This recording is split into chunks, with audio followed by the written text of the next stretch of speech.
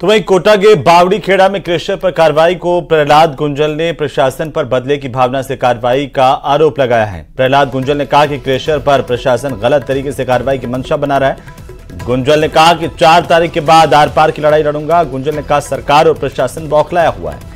आपको बता दें कि आज बावड़ी खेड़ा में यूआईटी, पुलिस और खनिज विभाग की टीम ने कार्रवाई की और L and T machine dumper 955 ton stone को जब्त किया था।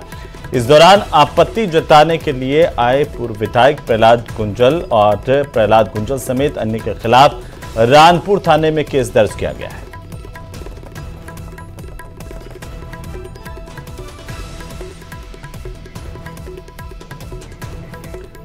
तो वहीं प्रदेश के सबसे बड़े एसएमएस अस्पताल के आईडीएच सेंटर में वीवीआईपी की बजाय अब आम मरीजों का इलाज होना शुरू हो गया। अस्पताल प्रशासन ने आईडीएच सेंटर को मेडिसिन विभाग को सुपुर्द कर दिया है।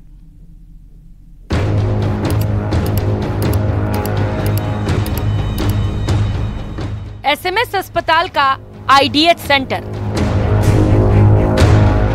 करीब 3 साल पहले 7.5 करोड़ रुपयों की लागत से बने इस इन्फेक्शन डिजीज अस्पताल में अब तक सिर्फ वीवीआईपी मरीजों का ही इलाज होता था।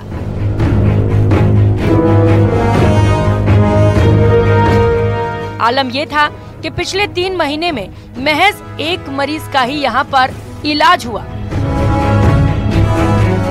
लेकिन अब इस सेंटर को मेडिसिन विभाग को सौंप दिया गया है, जिसके बाद से अब यहाँ पर आम मरीजों का इलाज शुरू हो गया है। कोई महामारी आ जाए उसके केसेस को सेग्रीगेट करने के लिए बनाया गया था। हमने उसको तुरंत प्रभाव से मेडिसिन डिपार्टमेंट को कहा है और आज से वो फैसिलिटी ओपन हो जाएगी। वो फैसिलिटी को मेडिसिन डिपार्टमेंट और ट्रॉपिकल मेडिसिन वाले दोनों मिलकर चलाएंगे और उसका पूरा लाभ हर मरीज को मिलेगा। खास बात यह है कि इस सेंटर में सभी सुविधाएं अत्याधुनिक हैं। 20 बेड के इस सेंटर में नेगेटिव प्रेशर के बेड भी मौजूद हैं, जिसमें इन्फेक्शन का खतरा नहीं होता। इसके अलावा सोफिस्टिकेटेड आईसीयू, वेंटिलेटर समेत और भी कई सुविधाएं उपलब्ध हैं। एसएमएस के मेडिसिन विभाग के एचओडी ने बताया कि आम मरीजों के लिए खोले जाने से इन्फेक्शन के मरीजों को काफी राहत मिलेगी।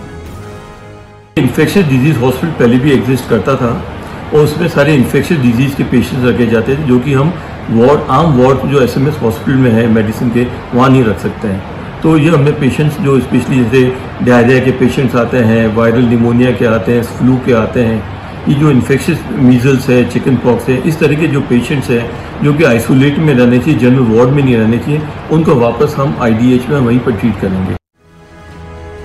बता दें, कांग्रेस सरकार के कार्यकाल में पूर्व प्रिंसिपल की धमक के चलते इस सेंटर में आम मरीजों के लिए एंट्री तक नहीं होती थी। यही कारण है कि 3 सालों के दौरान यहाँ गिनती के ही मरीजों का इलाज हो पाया, लेकिन अब आम मरीज भी यहाँ पर इलाज की सुविधा ले पाएंगे। न्यूज़ 18 के लिए जयपुर से सौरभ गृहस्थी की रिपोर्ट।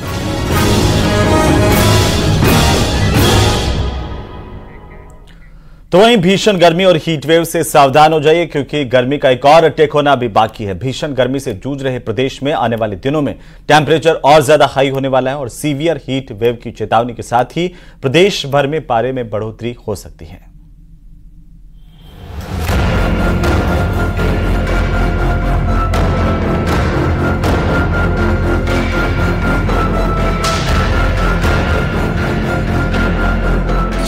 सावधान, बाहर जानलेवा गर्मी है।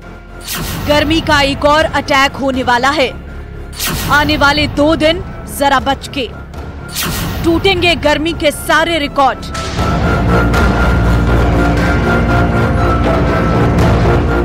प्रदेश भर में भीषण गर्मी ने जनजीवन को अस्त व्यस्त कर रखा है। अगर आप सोच रहे हैं कि आने वाले दिनों में गर्मी से राहत मिलेगी तो सावधान हो जाइए। अभी गर्मी का एक और बड़ा अटैक बाकी है। जहां दिन में आसमान से बरस रही आग कहर बन रही है, वहीं रात को भी गर्मी से राहत नहीं मिल पा रही है। आने वाले दिनों में पारे में बढ़ोतरी हो सकती है। इतना ही नहीं, तापमान रात में सामान्य से अधिक रहने वाला है। मौसम विभाग की माने तो प्रदेश में एंटी साइक्लोनिक सर्कुलेशन बना हुआ है। अगले 48 घंटे में पारे में 2 डिग्री तक बढ़ोतरी हो सकती है, यानी कई इलाकों में पारा 45 डिग्री से लेकर 38 डिग्री तक रह सकता है। 23 और 24 मई को जोधपुर, कोटा, बीकानेर, जयपुर और भरतपुर संभाग के कुछ इलाकों में पारा रिकॉर्ड स्तर पर दर्ज होने की संभावना है। साथ ही इन इलाकों में सीवियर हीट वेव की चेतावनी भी जारी की गई है। अगले 48 घंटों में राजस्थान के अधिकांश भागों में अधिकतम तापमान में 2 डिग्री सेल्सियस तक की और बढ़ोतरी होने की संभावना है। यानी कि फिलहाल जिन इलाकों में अधिकतम तापमान 46-47 डिग्री रिपोर्ट हो रहा है, 23-24 मई को इन इलाकों में अधिकतम तापमान 47 से 48 डिग्री सेल्सियस तक रिकॉर्ड हो सकता है। यानी कि फिलहाल जो हीट वेव का दौर है, अगले 24 घंटों बाद यानी 22-23 मई से देखेंगे तो कई स्थानों पर सीवियर हीट वेव की परिस्थिति बनेगी, यानी कि भीषण हीट वेव यानी लू की परिस्थिति रहेगी। इस भीषण गर्मी से बचने के लिए ज्यादा ख्याल रखने की जरूरत है। खास तौर पर सुबह 10 बजे से लेकर शाम 5 बजे तक सीधे धूप के संपर्क में आने से बचे रहें। साथ ही बुजुर्गों और बच्चों का खास ख्याल रखें। इसके साथ ही लिक्विड भी लेते रहें। जो भी लोग अभी स्पेशली जो बुजुर्ग हैं, बच्चे लोग हैं, वो अवॉइड करें सनलाइट में जाने में। धूप के जब जो टाइम होता है 11 बजे से दोपहर 4 बजे तक देखें। जो जाना चाहते हैं जरूरी है तो लाइट कपड़े पहने, लाइट कलर्ड है कॉटन कपड़े पहने जिसमें कि वो ब्रीथ कर सकें स्किन। वरना ये पॉलिस्टर जो कपड़े टाइट कपड़े नहीं पहने। अगर जो जाते हैं बाहर तो अच्छी तरह पानी पी के जाएँ, प्रॉपर लिक्विड्स लें अपने साथ में, लिक्विड नींबू शिकंजी, छाछ या कुछ भी दही की लस्सी, लिक्विड्स, और सनलाइट को प्रोटेक्ट करने के लिए अम्ब्रेला यूज करें। गर्मी का आलम यह है कि दिन में सड़कों पर कर्फ्यू नजर आने लगा है। आम लोगों के साथ पशु पक्षियों पर भी गर्मी का असर नजर आ रहा है। अब पारा और हाई होने वाला है, ऐसे में सावधानियां बरतना बेहद जरूरी है। न्यूज़ 18 के लिए जयपुर से सौरभ गृहस्थी की रिपोर्ट। तो वहीं राजस्थान के रेगिस्तानी इलाके बाड़मेर में इन दिनों भीषण गर्मी का प्रकोप देखने को मिल रहा है और यही वजह है कि 45 से 47 डिग्री तक तापमान पहुंच गया और इसके चलते भीषण गर्मी में इंसानों के साथ साथ पशुओं का भी हाल बुरा है।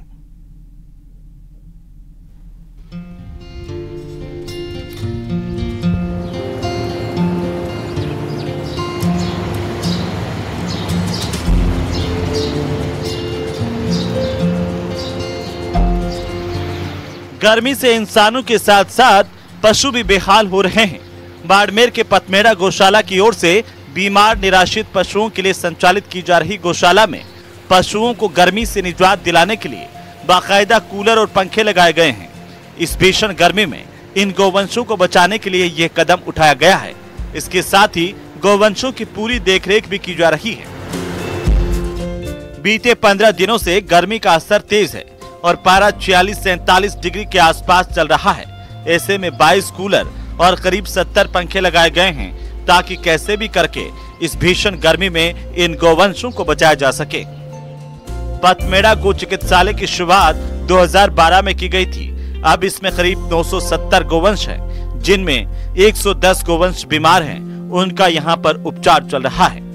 2 एम्बुलेंस और 2 डॉक्टरों की टीम 24 घंटे सेवाएं देती है। साथ ही 28 लोगों का स्टाफ है।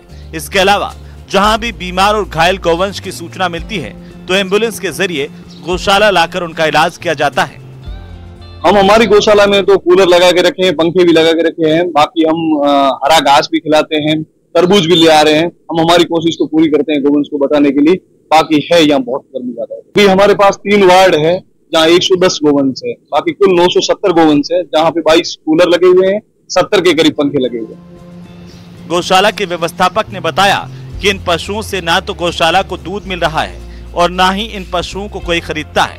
ये ऐसी गौशाला है जहां ऐसे बीमार पशुओं का इलाज करके उनकी सेवा करना ही उद्देश्य है।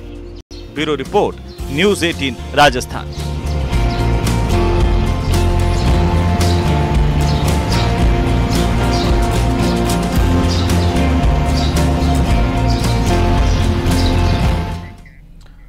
तो वहीं झारखंड के जामताड़ा में बैठकर साइबर ठगी करने वाले शातिर ठग अब राजस्थान में अपना नेटवर्क बढ़ा रहे हैं। कई फ्रॉड फोन कॉल्स के जरिए ऑनलाइन ठगी कर लाखों रुपए हड़पने वाले ये शातिर ठग अब राजस्थान के युवकों को मोटे कमीशन का लालच देकर गैंग में शामिल कर उनसे साइबर ठगी को अंजाम देते हैं।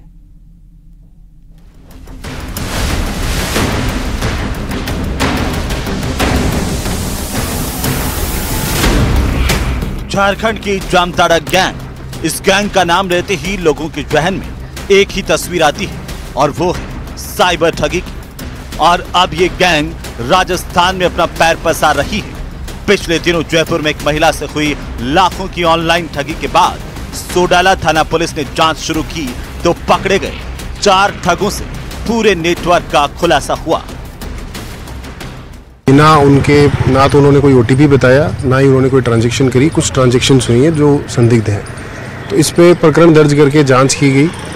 तो इसमें अनुसंधान में ये सामने आया कि कोई शुभम नाम का व्यक्ति है जो लोकल एरिया में क्रेडिट कार्ड की डिटेल इकट्ठी करता है और वो डिटेल जामताड़ा में बैठे साइबर ठग है उनको वो डिटेल शेयर करता है। हाल ही में इस गैंग में शामिल 5000 रुपए के इनामी बदमाश सुरेश ओला को पुलिस ने गिरफ्तार किया था। पुलिस से बचने के लिए सीकर का रहने वाला सुरेश ओला जैसलमेर में फरारी काट रहा था। शातिर ठग मुकेश ओला ने पूछताछ में बताया कि गैंग में पहले पकड़ा गया शुभम शर्मा उर्फ सन्नी जयपुर, सीकर और अन्य जिलों में भी भोले भाले लोगों को कमीशन में मोटी रकम देने का लालच देकर उनके क्रेडिट कार्ड की डिटेल्स हासिल करता था। गिरफ्तार पहले किए जा चुके हैं। जो ये मुकेश ओला नाम का व्यक्ति है, ये अभी श्रीमान डीसीपी साहब के निर्देशानुसार इस पे इनाम की घोषणा करवाई गई थी और मेरे व थानाधिकारी सुरेंद्र जी के निर्देशन में टीम का गठन किया जाकर इसको गिरफ्तार किया गया। ये एक्चुअली एक बड़ा हम सुनते हैं कि झारखंड में इस टाइप के फ्रॉड हो रहे हैं, लेकिन अब ये कल्चर, अब ये राजस्थान में भी, शेखावाटी अंचल में भी ये एक्टिविटी होना शुरू हो गई है। देश भर में लोग ऑनलाइन ठगी की घटना से परेशान हैं। ऐसे में राजस्थान में भी बढ़ती ऑनलाइन ठगी की घटनाओं को लेकर पुलिस लगातार कार्रवाई कर रही है। न्यूज़ 18 के लिए जयपुर से विष्णु शर्मा की रिपोर्ट।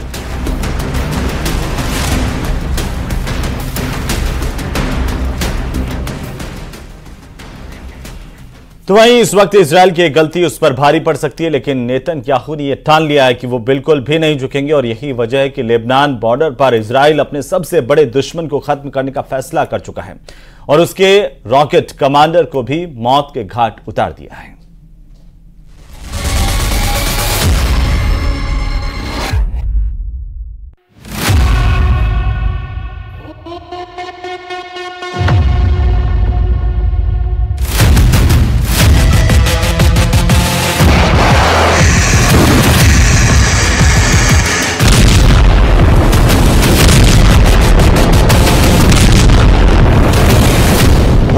मई को ईरान के राष्ट्रपति इब्राहिम रईसी का हेलीकॉप्टर क्रैश होता है। अगले ही दिन इजराइल दावा करता है कि उसने हिजबुल्लाह के रॉकेट कमांडर को मार डाला है। इजराइल की सेना ने दावा किया है कि हिजबुल्लाह के रॉकेट कमांडर कासिम सकलावी को ड्रोन स्ट्राइक में मार दिया गया है। हिजबुल्लाह के रॉकेट कमांडर कासिम सकलावी ने बॉर्डर पर इजराइल के खिलाफ कई मिसाइल अटैक करवाए हैं। हिजबुल्लाह के इस कमांडर ने कैसे इजराइल की नाक में दम किया हुआ था, आप ऐसे एंटी टैंक मिसाइल वाले हमलों को देखकर समझ सकते हैं। न सिर्फ ऐसे हमलों से हिजबुल्लाह ने इजराइल की बख्तरबंद गाड़ियों को उड़ाया, बल्कि बॉर्डर पर तैनात किए गए कई कम्युनिकेशन सिस्टम भी धमाकों से उड़ा डाले। इजराइल ने भी लगातार एयर स्ट्राइक और ड्रोन हमलों से जवाब दिया है। इजराइल का दावा है कि 7 अक्टूबर के बाद से हिजबुल्लाह के साथ जो लड़ाई शुरू हुई है, इसमें हिजबुल्लाह के 300 से ज्यादा लड़ाके इजराइल के अटैक में मारे जा चुके हैं। इनमें 30 बड़े कमांडर शामिल हैं। रॉकेट कमांडर कासिम सकलावी का नाम भी इस फेहरिस्त में शामिल है। वहीं इजराइल के 20 सैनिक हिजबुल्लाह के हमले में जान गंवा चुके हैं। ये बात खुद इजराइल भी मानता है।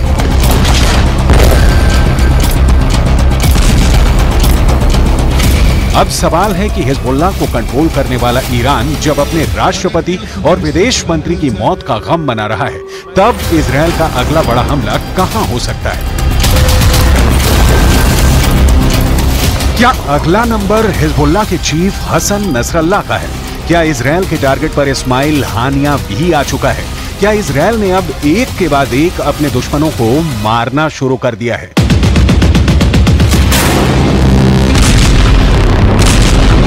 करीब 8 महीने से पूरा पश्चिम एशिया एक बड़े युद्ध की चौखट पर बैठा हुआ है। अगर गाजा पट्टी इजराइल की बमबारी में खंडहर बनता जा रहा है, तो उत्तर में इजराइल और लेबनान के बॉर्डर पर मौतों का खेल चल रहा है। अब सबका फोकस हिजबुल्लाह के कमांडर हसन नसरल्लाह पर है।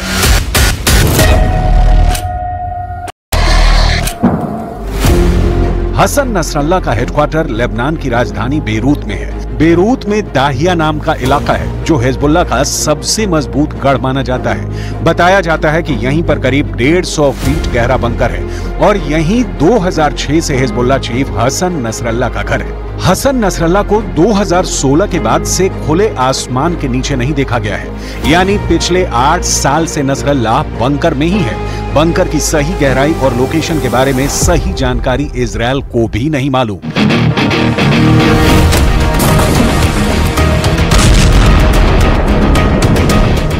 आखिरी बार 2016 में हसन नसरल्लाह को पब्लिक के बीच देखा गया था। हसन नसरल्लाह का पब्लिक के बीच आना अचानक होता है। इसके बारे में उसके सुरक्षा कर्मियों को भी आखिरी पलों में बताया जाता है।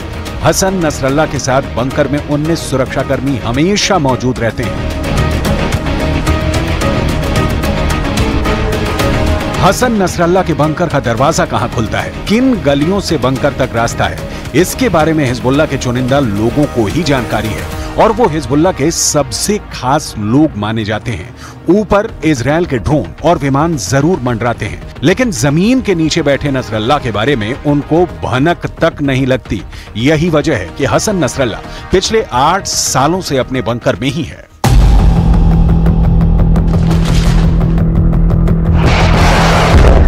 देखा जाए तो हिजबुल्लाह वो संगठन है जिसे ईरान से पूरी मदद मिलती है और ईरान हिजबुल्लाह को इजराइल के खिलाफ एक बड़े हथियार के तौर पर इस्तेमाल भी करता आया है। लेकिन इजराइल ने अगर हिजबुल्लाह का हाल हमास जैसा करने का फैसला किया तो लेबनान में वर्ष 2006 वाले युद्ध की तबाही दोहराई जा सकती है।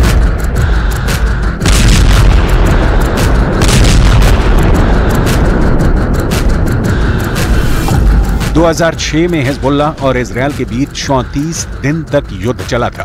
तब इजराइल के 121 सैनिकों को मिलाकर 160 लोग मारे गए थे, जबकि हिजबुल्लाह के 250 लड़ाकों समेत लेबनान के 1200 लोगों की मौत हुई थी। यह युद्ध संयुक्त राष्ट्र के दखल के बाद सीज फायर के साथ खत्म हुआ और इजराइल को लेबनान से पीछे हटना पड़ा था।